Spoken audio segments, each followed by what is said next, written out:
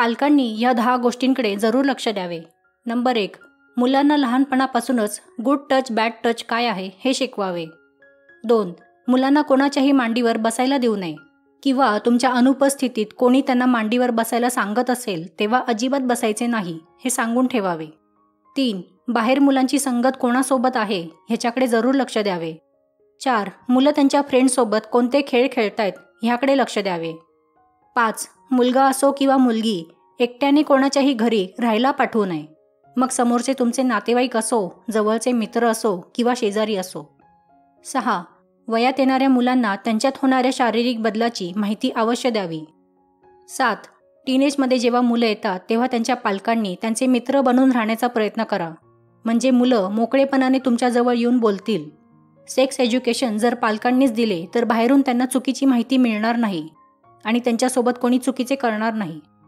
8. मुलं त्यांच्या फोनमध्ये कोणत्या प्रकारचे गेम खेळतायत ह्याकडेही लक्ष द्यावे. 9. मुलांच्या फोनमधील ब्राउझिंग हिस्ट्री अधूनमधून चेक करावी. 10. कधीही गमतीत हा तुझा नवरा किंवा ती तुझी बायको असे जोक करू नये.